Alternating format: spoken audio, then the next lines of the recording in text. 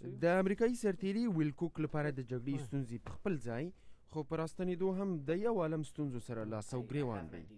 ډاکټران وایي 22 کلن سرتیری په جګړه کې د یوې چاودنې له امله اوس د رواني تکلیف نه کړېږي. یوه پښه یې له لاسه ورکړي او اوس د یوې مصنوعي پښې نه کار اخلي، خو رواني حالت یې سم نه دی. My memory has not been anywhere near what it used to be. حافظه مې اوس هم د پخوا په پرتله ډیره ضعیفه ده. خبرې مې په یاد نه پاتې کیږي. د خبرو په ترڅ کې مې موضوع له یاده وځي. دغه سرتیری تشویش لري او د سردردي شکایت هم لري. پوځي ډاکټران دغه ډول حالت ته د جګړې نه وروسته د غیر نورمال عصبي حالت نوم ورکړی دی.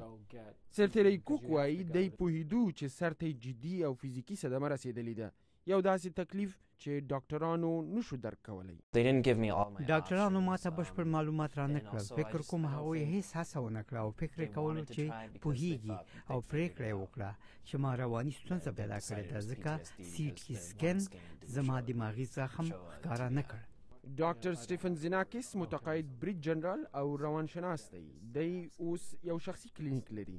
د ډاکټر د ویلکوک طبي اسناد مطالعه کړي او وایي پوځي ډاکټران دومره وخت نه لري چې ټول اړخونه په دقت وڅېړي. په اردو کې عموما همداسې کیږي او واقعیت همدا دی چې د اردو ډاکټران په خپل اساسي ماموریت دومره متمرکز وي چې د جګړې د راستنه شوو سرتیرو دغسې پیښو ته ډیر وخت نه لري. په پنجوایي کې د افغانانو په وژنې د تورن امریکایي سرتیري قضیې د واشنګټن ایالت دغه روغتون ته د خلکو پام وراړولی دی.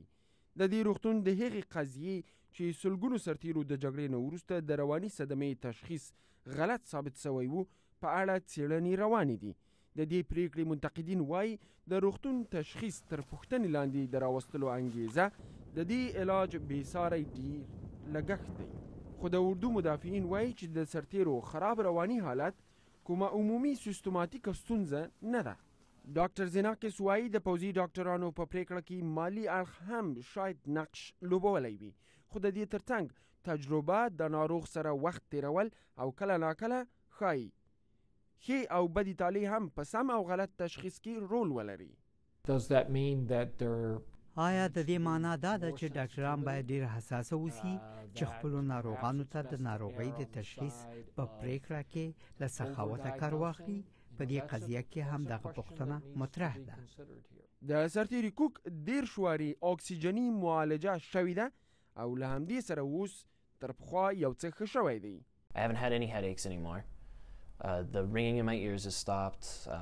له همدې سره د سر درد ښه شوی دی.